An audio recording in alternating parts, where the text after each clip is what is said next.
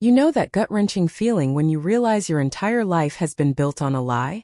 When the people who are supposed to love you unconditionally treat you like an afterthought or worse, a burden. My name is Stella, and this is the story of how my family's cruel favoritism, and one devastating secret, pushed me to tear everything down and build the life I truly deserved. Growing up, my older sister, Candace, was always the golden child. She was prettier, more popular, and in my parents' eyes, infinitely more responsible. I was the younger daughter, constantly labeled as the attention seeker, the one who caused drama just by existing. Candace got the better room, the nicer clothes, and most painfully, my parents' unwavering support and love. I quickly learned that I had to fight twice as hard for even a fraction of the recognition she received effortlessly. It was exhausting. The moment I turned 18, I escaped to college and rarely looked back. Distance helped, but every family gathering was a stark reminder of my place in their rigid hierarchy. Candace married her college sweetheart, Gordon, and they'd been trying for a baby for 2 long years. Meanwhile, I found my soulmate, Russell, in graduate school. Our wedding was a quiet affair, barely attended by my parents because it inconveniently clashed with Candace's work promotion celebration. I remember the sting but tried to brush it off. 2 years into our marriage, Candace finally got pregnant. The announcement, made at Sunday dinner at my parents' house, was treated like she'd discovered the cure for cancer. My mother burst into tears of joy, clinging to Candace as if she'd won the lottery. My father beamed, declaring it the best day of his life. They started planning a lavish baby shower that very evening. My mother even threw a pointed glance my way, saying, "Finally, someone is giving us a beautiful baby, and not someone who seeks attention." My cheeks burned, but I swallowed the hurt and smiled, congratulating my sister like the good, invisible daughter I was expected to be. The following weeks were a whirlwind of celebration for Candace. My parents spared no expense. A complete nursery set worth over $3,000, a baby shower for 100 guests with a professional photographer, catered food, and a candy bar that looked straight out of a magazine. The gifts were extravagant: designer baby clothes, the most expensive stroller money could buy, a high-end baby monitor, and enough diapers to last a year. But the real showstopper? A 2-week all-expenses-paid baby moon to Hawaii for Candace and Gordon, complete with a luxury resort, spa treatments, and first-class flights. Every expecting mother deserves to be pampered, my father declared, handing them the tickets. I watched, a strange mix of genuine happiness for Candace and a deep, gnawing ache in my own heart. Russell saw my struggle, always asking if I was okay, but I'd brush him off. How could I admit I was jealous of my pregnant sister? That I felt utterly invisible in my own family? It sounded petty even in my own head. Then, just 1 month after Candace's announcement, my life changed. I discovered I was pregnant too. Russell and I had been trying for over a year, and we were absolutely thrilled. I was bursting with excitement, convinced this time would be different. Surely my family would be just as happy for me. I was so naive. I planned my announcement meticulously. I bought a sweet onesie that read "World's Best Grandparents" and wrapped it beautifully. We drove to my parents' house for Sunday dinner, just like Candace had done. The whole family was there. My parents, Candace and Gordon, and my visiting Aunt Carol. After dinner I stood up, my heart pounding with pure joy. "Russell and I have some wonderful news to share." I handed the box to my mother, her expression a mix of confusion and mild curiosity. She pulled out the onesie, stared at it for a moment, and then looked at me. Instead of joy, I saw something sickeningly familiar flash across her face. Annoyance. "Oh great. Another baby," she sighed, tossing the onesie onto the table like it was trash. The room fell silent. I felt like I'd been physically slapped. Candace looked uncomfortable, Gordon stared at his shoes, and my father just shook his head. "Really, Stella? Right now?" he grumbled. "Couldn't you have waited until after Candace's baby was born?" I stood there, frozen, trying to comprehend what was happening. This wasn't how it was supposed to go. Where was the excitement, the hugs, the immediate planning and gift-giving that had surrounded Candace's news? Russell, who had been quietly observing, suddenly stood up, his face crimson with anger. "So nothing for our child?" he demanded, his voice rising. "Stella is your daughter too. This is her first baby, and this is how you react." My mother's eyes flashed. "Excuse me, do not make any drama. This is our house. If you don't like it, then get out. My world crumbled. Just then, Candace, who had been silent, spoke up, a cruel smirk playing on her lips. She must have gotten pregnant just for the gifts. That's when the laughter started. My own family, laughing at the suggestion that I, their daughter, had gotten pregnant just to chase gifts like the ones my sister had received. The laughter felt like daggers in my chest. I stood there paralyzed for what felt like an eternity. Their amusement was clear in their eyes. My own family thought I was a joke. I couldn't speak. My throat was tight, tears threatening to spill. I just turned and walked toward the door, Russell right behind me.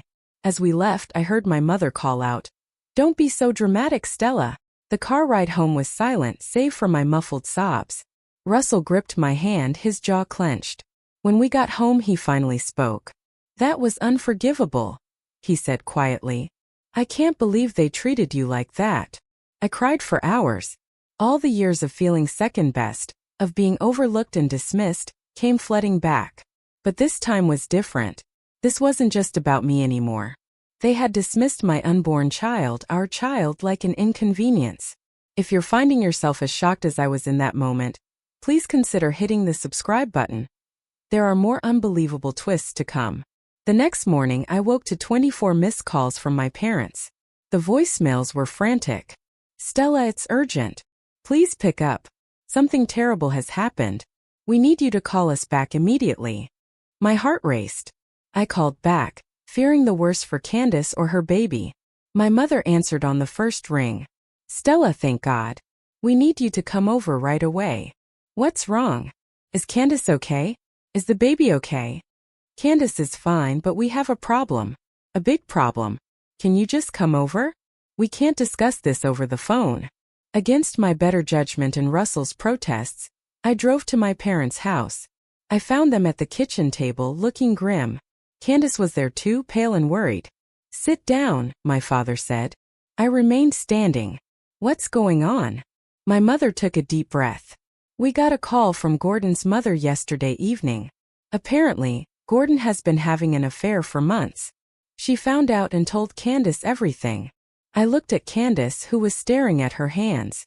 "I'm so sorry, Candace. Are you okay?" She looked up, tears in her eyes. "It gets worse.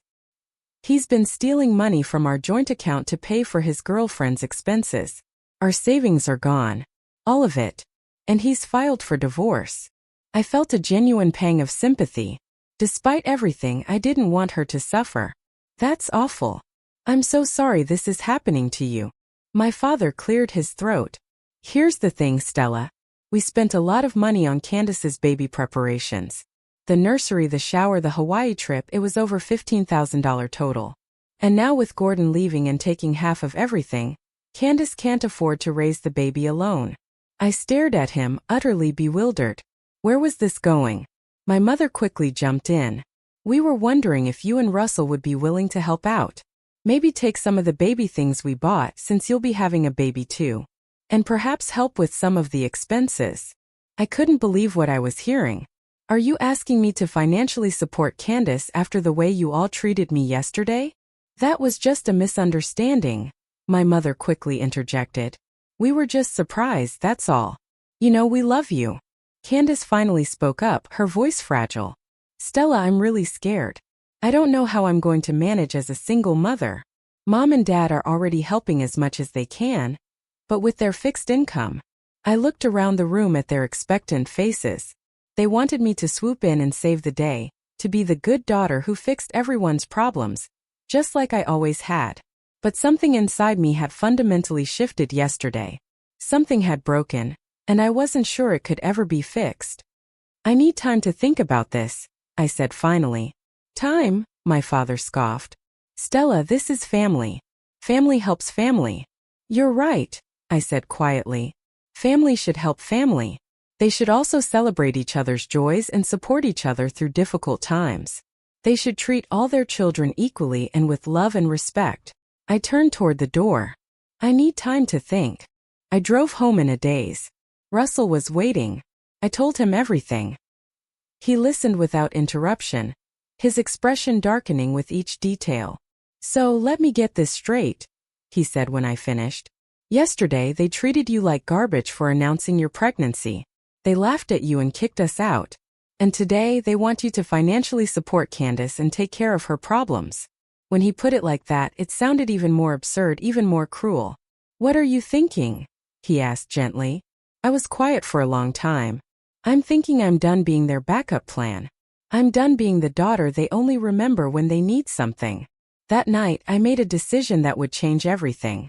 The next morning, I called my parents and asked them to gather the family together. I had something important to discuss.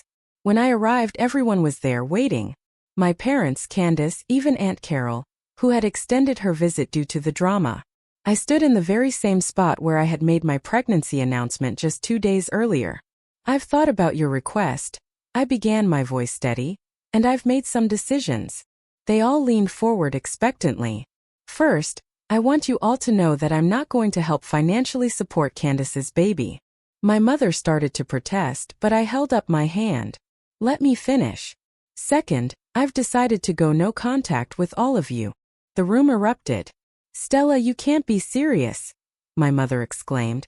This is ridiculous, my father shouted. But I continued, speaking over their protests. For years, I've watched Candace receive love, support, and resources that were never offered to me. I've been the daughter you call when you need something fixed, the one who's expected to be understanding when she's treated poorly, the one who's supposed to be grateful for scraps of attention. I looked directly at my parents. Yesterday, when I announced that I was pregnant with your grandchild, you sighed like it was an inconvenience. You made jokes about me seeking attention. You laughed when Candace suggested I only got pregnant for gifts. You threw us out of your house. My mother's face was red. We said we were sorry about that. No, you didn't, I countered. You said it was a misunderstanding. There's a difference. I turned to Candace. And you, my dear sister, smirked and made jokes at my expense while I was trying to share one of the happiest moments of my life. Candace looked stricken. Stella, I was just joking. I didn't mean it. You meant it, I said quietly. You all meant it. And that's okay, because it helped me finally see the truth about this family. I pulled an envelope from my purse. This is a letter I've written to each of you. It explains in detail why I'm cutting contact, and what would need to change if you ever want a relationship with me and my child. I placed the envelope on the table. Don't call me. Don't text me. Don't show up at my house. When my baby is born, you won't be informed. You won't be invited to meet your grandchild. You've made it clear that this baby is just another baby that doesn't matter to you. The room was completely silent now. Stella, please, my mother whispered, tears streaming down her face. You can't do this. We're family. You're right, I said. We are family. But being family isn't just about sharing DNA. It's about love, respect, support, and treating each other with kindness. And you've shown me repeatedly that I don't have that here. I looked around the room one last time. If Candace needs help, she can ask Gordon's parents, or apply for assistance, or figure it out like any other single mother would. I'm not responsible for cleaning up the mess her husband made, especially not after the way I've been treated. I headed for the door, then turned back. Oh, and one more thing. I've already spoken to Aunt Carol privately. She'll be staying with me for the rest of her visit. Aunt Carol stood up slowly, her gaze firm. Stella's right. I've watched you favor Candace for decades, and I've kept quiet because it wasn't my place. But what happened yesterday was cruel and unforgivable. I'm proud of Stella for finally standing up for herself. She walked over to me, a warm hand on my arm.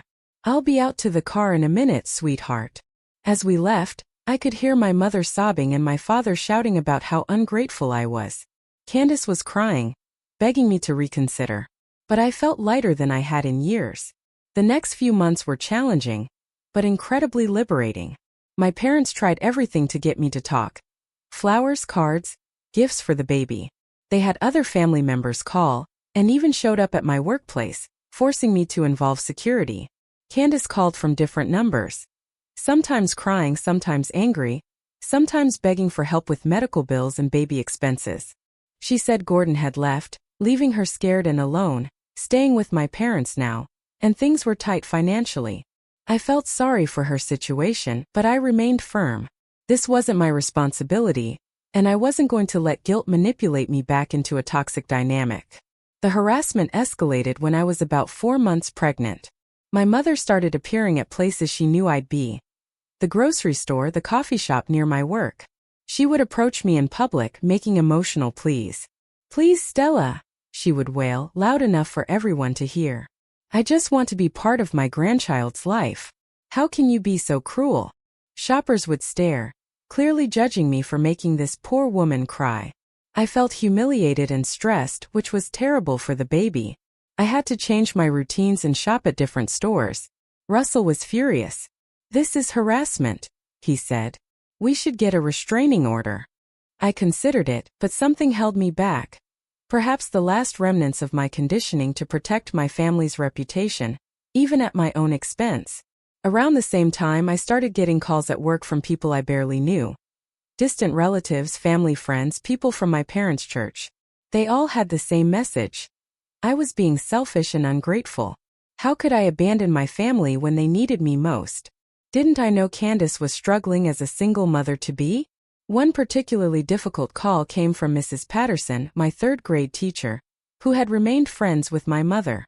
"Stella, dear," she said in that condescending tone I remembered from childhood. "Your mother is beside herself. She's lost weight, she's not sleeping. And poor Candace, having to deal with her pregnancy all alone. You were always such a sensitive child. Surely, you can find it in your heart to forgive whatever small misunderstanding happened." Small misunderstanding. That phrase kept coming up. Everyone had been told I had overreacted to some minor incident, that I was being dramatic and attention-seeking. Exactly what my family had always claimed about me. The calls became so frequent and disruptive that I had to ask my supervisor, Wanda, to speak privately. "I'm dealing with some family issues that are affecting my work," I explained. "I'm getting multiple personal calls each day from people trying to guilt me into reconciling with family members who have treated me poorly." Wanda, a woman in her 50s with kind eyes, listened intently. "Stella, I've worked with you for 3 years. You're one of our most professional employees. If you say you're dealing with family toxicity, I believe you. Would it help if we screened your calls?" Her support meant everything. It was validating to have someone in authority recognize that I wasn't the problem. But the stress was taking its toll. I started having trouble sleeping, constantly worried about what my family's next move would be. My blood pressure spiked during a routine prenatal checkup, and my new doctor, Dr. Singh, was concerned. "Stress isn't good for you or the baby," she said gently. "Is there something going on that we should discuss?" I broke down, telling her everything. The family situation, the harassment, the constant guilt and pressure. Dr. Singh listened without judgment, then said something that surprised me. "Stella, what you're describing sounds like a form of abuse called flying monkeys." Flying monkeys? It's a term used to describe when an abuser uses other people to continue their harassment and manipulation. They recruit friends, family members, anyone who will listen to their version of events, and send them to pressure the victim into returning. She handed me a pamphlet about emotional abuse and family manipulation.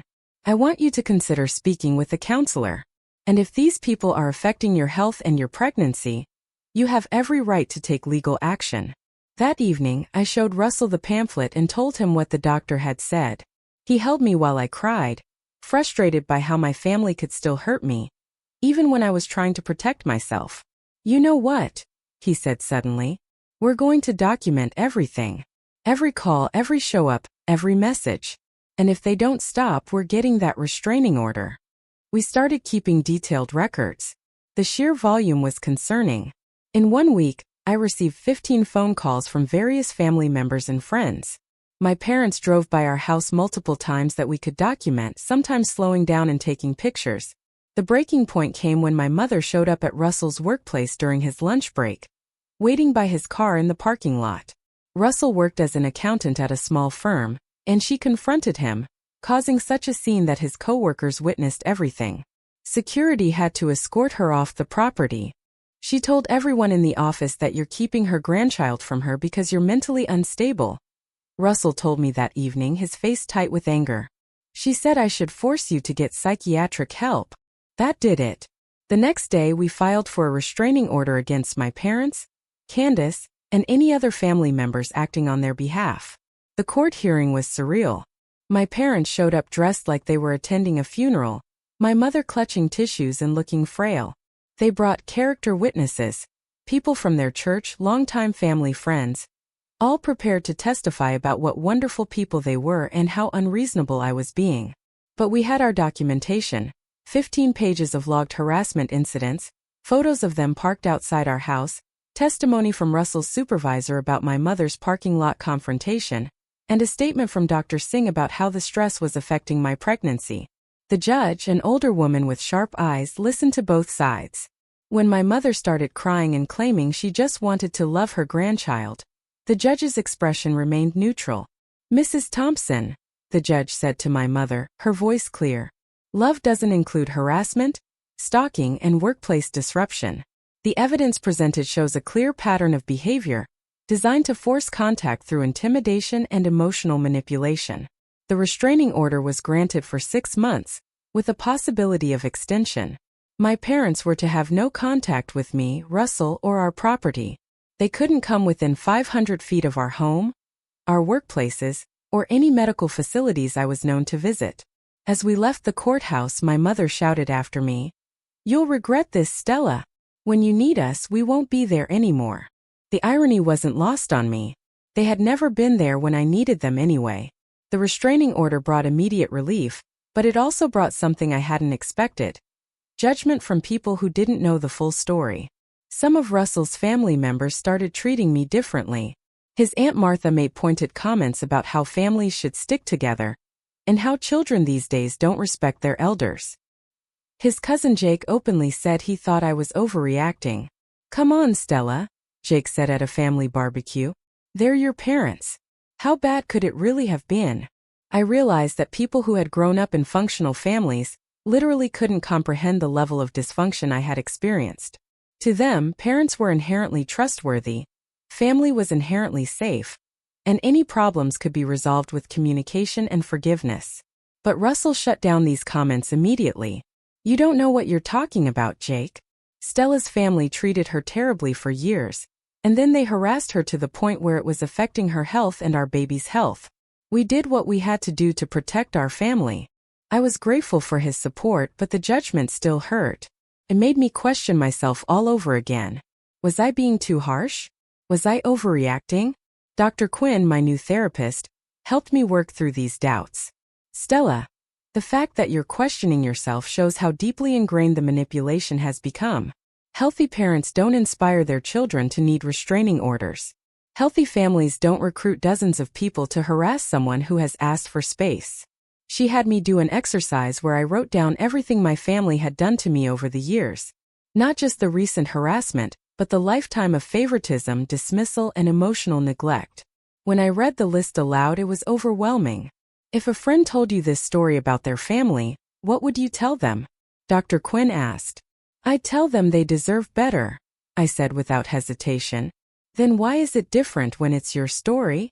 That session was a turning point. I stopped second-guessing my decision and started focusing on building the life I wanted for my family. The peace that came with the restraining order allowed me to enjoy my pregnancy in ways I hadn't been able to before. Russell and I took childbirth classes, set up the nursery, and devoured parenting books. For the first time in months, I felt hopeful and excited about the future instead of anxious and defensive. We decided to keep the gender of our baby a surprise, which frustrated some of Russell's family members who wanted to buy gender-specific gifts. But I loved the mystery of it, and I loved that our baby would be welcomed regardless of whether they were a boy or a girl. Around my 7th month, something unexpected happened. I received a letter from Candace. Not a phone call or a dramatic confrontation, but a handwritten letter mailed to our address. It was different. There was no begging, no manipulation, no guilt-tripping. Instead, she wrote about how she had been in therapy and was starting to understand the damage she had caused. "I know this doesn't fix anything," she wrote, "but I wanted you to know that I'm getting help. I'm starting to see how wrong I was about so many things. I don't expect forgiveness, and I'm not asking you to change your mind about staying away from us. I just wanted you to know that some of us are finally starting to see the truth." I wasn't ready to respond, but something about the letter felt different. More honest, less manipulative. It gave me a sliver of hope that maybe someday there could be some form of healing, even if that healing didn't include reconciliation. Russell was incredibly supportive throughout everything. He helped me change our phone numbers, installed security cameras, and even accompanied me to a few therapy sessions to help me process the family trauma I'd been ignoring for years. Dr. Quinn helped me understand that what I was experiencing was called scapegoat syndrome. In dysfunctional families, one child becomes the golden child who can do no wrong, while another becomes the scapegoat, blamed for everything and expected to fix everyone's problems. You've been programmed from childhood to believe that your worth comes from how much you can do for others, she explained. That's why this feels so difficult. You're breaking a pattern that's been ingrained in you for decades. Therapy helped immensely. For the first time in my life, I was learning to prioritize my own well-being, and that of my immediate family, Russell and our unborn child. As my due date approached, the contact attempts from my family intensified. They seemed to realize that once the baby was born, their chances of being involved would become even slimmer. My mother started showing up at places she knew I'd be: the grocery store, my doctor's office, my workplace. Each time, she'd beg me to reconsider, promising that things would be different. "I'll treat you and Candace exactly the same," she would cry. "Please don't keep our grandchild from us." But I'd heard promises like this before, and I knew they never lasted. 3 weeks before my due date, something happened that I never could have predicted. I was at home folding baby clothes and enjoying a quiet Saturday morning when Russell answered a knock at the door. I heard him talking to someone, then he called my name. "Stella, there's someone here to see you." "It's Gordon." "Gordon? Candace's husband?" I was confused but curious enough to see what he wanted. He was standing in our living room looking terrible. He'd lost weight, his clothes were wrinkled. He looked like he hadn't slept in days. "Stella, I need to talk to you," he said urgently. "It's about Candace and your parents." "I don't want to get involved in your drama, Gordon. Please just listen. There are things you don't know. Things about why your parents treat you differently." Something in his voice made me pause. Russell gestured for him to sit down. "What are you talking about?" I asked. Gordon took a deep breath. "When Candace and I were having marriage problems last year, she spent a lot of time at your parents' house. I went to pick her up one evening, and I overheard a conversation between her and your mother. They didn't know I was there." He looked incredibly uncomfortable. "They were talking about you, about why your parents always favored Candace. Your mother was explaining to Candace that she needed to maintain her position as the favorite because..." He trailed off. "Because what, Gordon?" "Because you're not your father's biological daughter." The room went completely silent. I felt like all the air had been sucked out of my lungs. "What did you say?" "Your mother had an affair when you were conceived. Your father found out when you were about 2 years old, but they decided to stay together. However, he's never been able to look at you the same way. And your mother overcompensates by favoring Candace to keep your father happy." I stared at him, trying to process what I was hearing. That can't be true." "Candace knows," he continued, his voice softer. "She's known for years. That's why she's never felt guilty about the favoritism. She thinks she deserves it because she's the real daughter." Russell reached over and took my hand. I was shaking. "Why are you telling me this?" I whispered. Gordon's expression crumpled. "Because I'm not the person they've made me out to be. Candace has been lying about everything. Our marriage problems, financial issues, all of it." "What?" "She's been planning this for months. She wanted to get pregnant, get all the gifts and money from your parents, and then play the victim to get even more support. She's been creating fake evidence and moving money around to make it look like I was stealing from her." I felt sick. Why would she do that? Because she's terrified that once you have a baby, your parents might start paying attention to you instead. She wanted to make sure she remained the center of attention, and the only one receiving support. He pulled out his phone. I have recordings of her admitting all of this. She was on the phone with her friend Sarah one day, thinking I was in the shower, bragging about how she'd manipulated the whole situation. With shaking hands, I took his phone and listened to the recording. Candace's voice was clear and unmistakable. "Stella actually thought Mom and Dad would treat her the same as me. It's pathetic. She has no idea she's not even Dad's real daughter. I made sure she'll never get the support I do. By the time this is all over, she'll be completely cut off, and I'll have everything. I handed the phone back, feeling nauseous. There's more, Gordon continued. She's been planning to take all the baby gifts your parents bought and sell them online. She's not even pregnant anymore. What do you mean? She had a miscarriage 3 weeks ago, but she hasn't told anyone. She's been faking the pregnancy since then, planning to either fake a late miscarriage or claim the baby died during birth. Then she'd keep all the sympathy and money while selling off all the expensive gifts. The room was spinning. I couldn't believe what I was hearing. Why are you telling me this now? Russell asked. Gordon looked ashamed. Because I found out yesterday that she's planning to escalate things. She's going to claim that the stress of Stella cutting off the family caused her to lose the baby. She wants to turn the whole extended family against Stella permanently. He looked at me with genuine remorse. I know I should have said something sooner, but I was scared and confused. Candace is. She's not well, Stella. The things she says about you, the plans she makes, it's disturbing. I couldn't be part of it anymore. I sat in stunned silence, trying to process everything. My sister had orchestrated an elaborate plan to destroy my relationship with my family, steal money, and manipulate everyone's emotions. And she'd done it all while knowing that I wasn't my father's biological child. Information that could have explained so much about my childhood. I need to think, I said finally. Gordon nodded. I understand. But Stella, you should know. I've decided to go to your parents with everything, and I'm going to suggest Candace get professional help. They deserve to know what she's been doing. After he left, I sat with Russell for hours talking through everything we'd learned.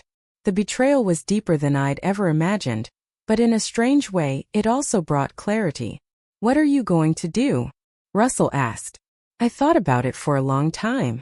I'm going to let Gordon handle it, but I'm not changing my decision about staying no contact. If anything, this confirms that I was right to protect myself and our baby from this toxicity. 2 days later, all hell broke loose. Gordon went to my parents' house and played them the recording. He also brought evidence of Candace's deception about her miscarriage and proof of her financial manipulation. My phone started ringing nonstop. My parents were devastated, humiliated, and furious, but not at me this time. They were finally seeing Candace for who she really was. Candace, cornered and exposed, had a complete breakdown. She was hospitalized for evaluation after threatening to harm herself when confronted with the evidence. My parents begged to see me. They wanted to apologize, to explain, to somehow fix the decades of damage. But I wasn't ready. Maybe I never would be. The truth about my paternity explained everything, but it didn't erase the pain of a lifetime of feeling unwanted and unloved. Learning that there was a reason for the favoritism didn't magically heal the wounds it had caused. 3 weeks later, I gave birth to a beautiful, healthy daughter. We named her Lily Rose, and she was absolutely perfect. Russell and I were over the moon with happiness, and for the first time in months, I wasn't thinking about my family drama at all. Until the gifts started arriving. Every day, packages were delivered to our house. Expensive baby clothes, toys, furniture. Clearly, my parents were trying to make up for everything. Each package came with a note begging me to let them meet their granddaughter. I donated everything to a local women's shelter. Aunt Carol, who had decided to relocate to our city to be closer to me, was the only family member I allowed to meet Lily. She cried when she held her and told me how proud she was of the woman I'd become. Your real father would have been so proud too, she said quietly. It turned out Aunt Carol had known about my paternity all along. She'd been my mother's confidant during that difficult time years ago. Who is he? I asked. A good man, she replied. He died in a car accident when you were 5. Your mother never told him about you because she was trying to save her marriage. Learning about my biological father brought a mixture of sadness and relief. I grieved for the relationship I'd never had, but I also felt freed from the confusion of why I'd never felt truly accepted by the man I'd called Dad. 6 months after Lily was born, Candace was released from care. She'd apparently been diagnosed with several personality disorders and was receiving treatment. She wrote me a long letter, apologizing for everything she'd done, but I didn't respond. Some apologies come too late. My parents continued reaching out, but I maintained my boundaries. Dr. Quinn helped me understand that forgiveness didn't mean reconciliation. and that I could let go of my anger without letting them back into my life. As Lily grew, I found peace in my small but loving family. Russell was an incredible father. Aunt Carol was a comforting grandmother figure, and I had built strong friendships with other new mothers in my neighborhood. The family I was born into had been broken and toxic, but the family I chose was full of love, respect, and genuine care. My daughter would grow up knowing she was wanted, valued, and celebrated. Everything I had longed for as a child. Sometimes people ask me if I regret cutting off my family. They point out that my parents were victims of Candace's manipulation too, that they might truly be sorry now. But I've learned that being sorry and being trustworthy are two different things. The pattern of favoritism and emotional neglect didn't start with Candace's schemes. It started when I was a toddler and my father learned I wasn't his biological child. Candace just exploited a dynamic that already existed. I don't wish them ill, and I hope they found peace and healing. But I've also found peace and healing, and it came from putting my own well-being and that of my daughter first. The little girl who once desperately craved her family's approval grew up to be a woman who realized she was worthy of love exactly as she was, and she didn't need anyone else's permission to believe it. Today, as I tell this story, Lily is taking her first steps, and Russell and I are expecting our second child. Our house is filled with laughter, love, and the kind of unconditional acceptance I always dreamed of. Sometimes the best revenge isn't getting even. It's building a better life than the one people tried to limit you to. And sometimes walking away from toxicity isn't giving up on family. It's finally putting the right family first. What do you think? If you found out your whole life was a lie like this, and your family was capable of such deep betrayal, what would you have done? Would you have been able to forgive, or would you have walked away for good? Tell me your thoughts in the comments below. I truly want to know.